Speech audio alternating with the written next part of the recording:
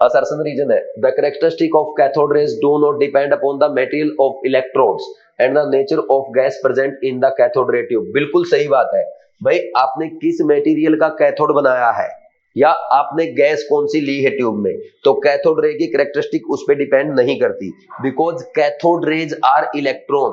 Cathode rays क्या होती है? कैथोड रेज आर इलेक्ट्रॉन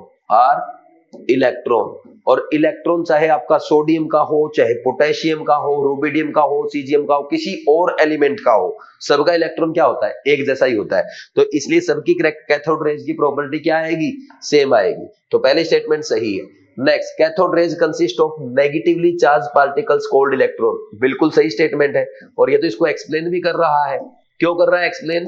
बोलो भाई, रीजन एक्सप्लेन असर्शन, क्योंकि कैथोड रे इलेक्ट्रॉन होती है, इसीलिए उसकी प्रॉपर्टी जो है किसी मटेरियल ऑफ इलेक्ट्रोड या गैस इन ट्यूब पे डिपेंड नहीं करती। Both assertion and reason are correct and reason is correct explanation of assertion. Answer 1 easy question था। नेक्स्ट 47th क्वेश्चन, यह भी assertion reason. All the isotopes of a given element so same chemical behaviour. बिल्कुल सही statement है। तो isotopes में क्या होता है? आइसोटोप्स में भाई यहां पे जेड सेम होता है, यानी atomic number same and mass number different होता है। तो एटॉमिक नंबर सेम क्या रिप्रेजेंट कर रहा है? नंबर ऑफ इलेक्ट्रॉन सेम, और नंबर ऑफ इलेक्ट्रॉन जिसमें सेम हो गए तो उसके वैलेंस सेल इलेक्ट्रॉन सेम, और वैलेंस सेल इलेक्ट्रॉन जिसमें सेम हो गए, आपको पता है जो केमिकल प्रॉपर्टीज है, जो केमिकल रिएक्शंस होती है, वो डिपेंड करती है नंबर ऑफ वैलेंस इलेक्ट्रॉन पे। जिसके वैलेंस इलेक्ट्रॉन सेम होंगे उसकी केमिकल प्रॉपर्टी क्या हो जाएगी? सेम। बोलो, कोई डाउट नहीं है ना? तो पहला स्टेटमेंट बिल्कुल सही है। नेक्स्ट लिखा isotopes have different number of neutrons present in the nucleus. तो भाई जैसे अब ये देखो C12, C13, C14, ये आपका क्या है? ये आइसोटोप्स है। न्यूट्रॉन काउंट करो, इसमें 12 - 6 6 आएंगे, 13 - 6 7, इसमें 8। तो इनके न्यूक्लियस में क्या है? Different number of neutrons present होते हैं न्यूक्लियस में। ये भी स्टेटमेंट सही है। लेकिन क्या रीजन यहाँ पे असर्शन को एक्सप्लेन करता है? Reason not explain, doesn't explain assertion, क्योंकि उसका रीजन तो क्या है? इलेक्ट्रॉन सेम होने के कारण की प्रॉपर्टी सेम है। तो असर्शन रीजन बोथ राइट है, but reason is not correct explanation. Answer क्या आ जाएगा? 2 आ जाएगा। Answer is 2। Question 47, assertion reason among isoelectronic species is the cation with greater positive charge will have a smaller radius। बिल्कुल सही बात है। आइसोइलेक्ट्रॉनिक में क्या बोलेंगे? As positive charge increase size decrease, और as negative charge increase size increase, क्योंकि electron by proton का रेशियो बढ़ जाता है। Reason greater the attraction of electron to the nucleus smaller is the size of the atom और ion. बिल्कुल सही है और रीजन एक्सप्लेन भी कर रहा है। असर्शन करेक्ट, रीजन करेक्ट, और रीजन एक्सप्लेन असर्शन। क्योंकि अगर न्यूक्लियर चार्ज ज्यादा हो जाएगा ना, उसमें क्यों ज्यादा हो जाएगा? नंबर ऑफ इलेक्ट्रॉन कम है प्रोटॉन की कंपैरिजन में, अगर पॉजिटिव चार्ज ज्यादा है तो greater the attraction of electron to nucleus smaller is the size of atom और आयन।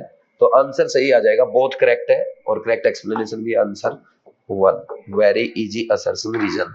ठीक, नेक्स्ट असर्शन रीजन है in the case of polyfunctional compounds the choice of principal functional group is made on the basis of order of preference. बिल्कुल सही बात है। अगर मान लीजिए ऐसे आपकी कोई चेन आ रही है, ठीक, जिसमें यहाँ पे COOH भी लग गया, ये OH भी लग गया, यहाँ पे CHO भी लगा है, तो हम क्या करेंगे? एक को प्रिंसिपल फंक्शनल ग्रुप चुनते हैं बेस्ड ऑन देयर प्रेफरेंस। ये बिल्कुल सही है, प्रायोरिटी ऑर्डर के बेस पे चूज किया जाता है, वो मैंने आपको पहले बताया भी था। फिर नेक्स्ट क्या लिख रहा है? ये बात तो सही है बिल्कुल, क्योंकि भाई राजा तो एक ही होगा, सब राजा थोड़े हो सकते हैं। Main functional group, principal functional group, मुख्य फंक्शनल ग्रुप तो एक ही होगा, सब थोड़े हो सकते हैं, तो उसको प्रायोरिटी ऑर्डर भी सेट किया जाता है। नेक्स्ट है the order of decreasing priority for some functional group is. तो ये प्रायोरिटी ऑर्डर दे रखा है इसने, ये पहले acid, sulphonic acid, ester, acid halide, amide, cyanide, CHO, ketone, OH। बिल्कुल सही है, बिल्कुल सही ऑर्डर है। असर्शन भी सही है, रीजन भी सही है। क्या असर्शन का जो रीजन, असर्शन को रीजन एक्सप्लेन कर रहा है, नहीं कर पा रहा। क्यों? क्योंकि असर्शन में यह लिखा गया है कि अगर हमारे कंपाउंड में एक से ज्यादा फंक्शनल ग्रुप होंगे तो उनमें प्रायोरिटी के बेस पे एक को फंक्शनल ग्रुप सिलेक्ट किया जाता है। बिल्कुल सही बात है। क्यों? क्योंकि एक ही कंपाउंड एसिड, एल्डिहाइड और अल्कोहल तीनों नहीं हो सकता, या तो वो अल्कोहल हो या एल्डिहाइड हो या सिर्फ वो एसिड हो। तो हमने क्या किया भाई, एक अगर आपको बोलना कि एसिड है, अल्कोहल है या एल्डिहाइड है तो हम इसको एसिड बोल रहे हैं, तो उस हमने क्या बोला कि प्रायोरिटी ऑर्डर के बेसिस पे बता दो, जो सबसे टॉप प्रायोरिटी वाला ग्रुप है वही कंपाउंड का मेन सफिक्स हो जाएगा, वही उसी कैटेगरी में चला जाएगा। तो इसका एसिड है मेन फंक्शनल ग्रुप, ठीक, तो ये एसिड हो गया। लेकिन इसका रीजन प्रायोरिटी ऑर्डर नहीं है। प्रायोरिटी ऑर्डर तो कुछ और भी हो सकता था। मान लो कल आईयूपीएसी प्रायोरिटी ऑर्डर ही चेंज कर दे, मान लो कल से ये बोले कि भाई हम तो पहले एल्डिहाइड को रखेंगे, या इनको यहाँ पे ये ऑर्डर थोड़ा बहुत चेंज कर दे। ऑर्डर तो चेंज कर सकता है, वो तो हमने बनाया है ऑर्डर, ठीक, लेकिन ये इसको एक्सप्लेन थोड़ा कर रहा है ऊपर वाले को। ऊपर वाले का असर्शन का एक्सप्लेनेशन तो ये है कि एक कंपाउंड को आप तीन कंपाउंड नहीं बोल सकते, यानी एक ही कंपाउंड को आप एल्डिहाइड, एसिड और अल्कोहल नहीं बोल सकते। तो हमने उसके लिए प्रायोरिटी डिसाइड कर दी कि प्रायोरिटी ऑर्डर के बेस पे बोल दो, तो प्रायोरिटी ऑर्डर उसका एक्सप्लेनेशन नहीं हो सकता। Assertion correct, reason correct, reason doesn't explain assertion. समझे कि नहीं समझे?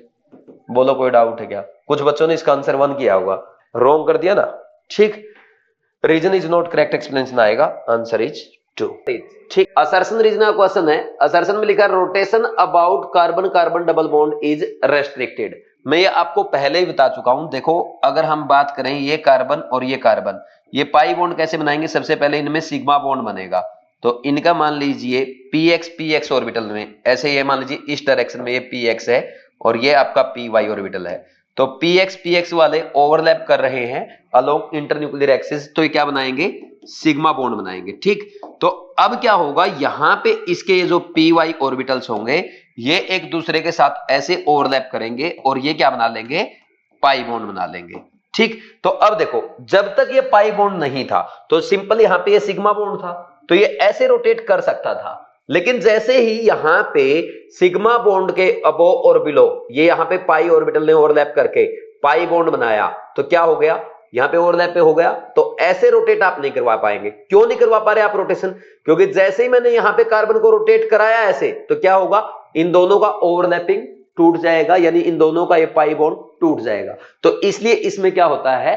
रेस्ट्रिक्टेड रोटेशन होता है। बोलो कोई डाउट नहीं है? तो कार्बन कार्बन डबल बॉन्ड में रोटेशन रेस्ट्रिक्टेड है, नो डाउट, असर्शन करेक्ट है। Reason, electron charge cloud of the pi bond is located above and below the plane of bonding atoms. बिल्कुल सही स्टेटमेंट है। मान लीजिए जैसे ये बॉन्डिंग एटम हमारे इस प्लेन में आ रहे हैं, तो आपका पाई इलेक्ट्रॉन क्लाउड जो है अबव द प्लेन भी आएगा और बिलो द प्लेन भी आएगा। यहां पे ये पाई इलेक्ट्रॉन क्लाउड और ये नीचे ही पाई इलेक्ट्रॉन क्लाउड, लेकिन ये इसका रीजन नहीं है। रीजन वाली स्टेटमेंट सही है, लेकिन ये असर्शन को एक्सप्लेन नहीं कर रही। असर्शन को एक्सप्लेन क्यों नहीं कर रही? क्योंकि इसका रीजन ये नहीं है कि भाई आपका ना जो ये प्लेन हो गया जो मॉलिक्यूल का, उसके अबो और below the plane pi electron cloud है, इसलिए आपका ये पाई, इसलिए आपका क्या है? इसलिए रेस्ट्रिक्टेड रोटेशन है। ये रीजन नहीं है।